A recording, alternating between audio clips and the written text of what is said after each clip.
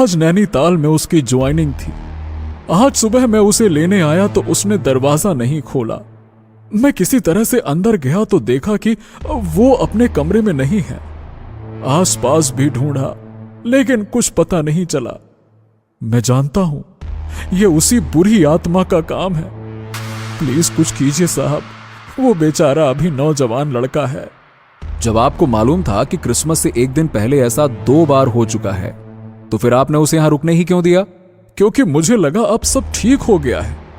जब पुलिस भी कुछ नहीं कर पाई तो मैंने एक तांत्रिक को यहां पे बुलाया।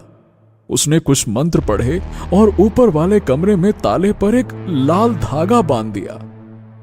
अब 5 साल हो गया तो मैंने सोचा कि सब ठीक है, लेकिन देव साहब मैंने यहां सुबह देखा वो लाल धागा गायब था। चलिए वो कमरा देखते हैं। देव और विजेंद्र ऊपर की ओर जाने वाली सीढ़ियां चढ़ने लगे। देव बड़ी ही बारीकी से घर के हर कोने का मुआयना कर रहा था।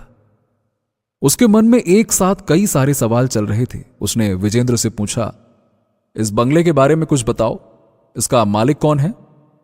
कोई अल्बर्ट साहब हैं, सालों से यहां नहीं आए, लंदन में ही बसे हुए हैं। उनके बारे में ज्यादा कुछ नहीं जानता। अब मैं तो कभी मिला भी नहीं हूं साहब।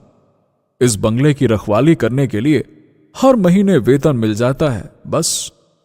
वैसे तो यहां कोई नहीं आता, लेकिन कभी कोई गेस्ट आ गया तो कुछ पैसे मिल जाते हैं बस।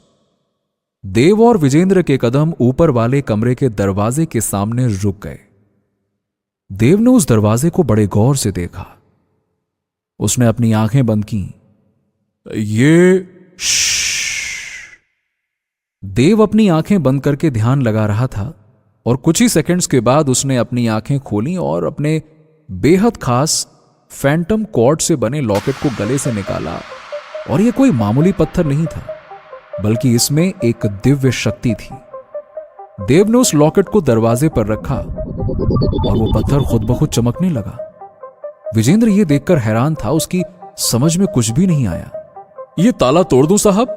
नहीं, उसकी कोई जरूरत नहीं है। विजेंद्र साहब, आज मैं यहीं रुकूंगा।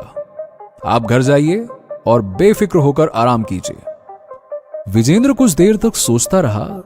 न जाने क्यों उसे यकीन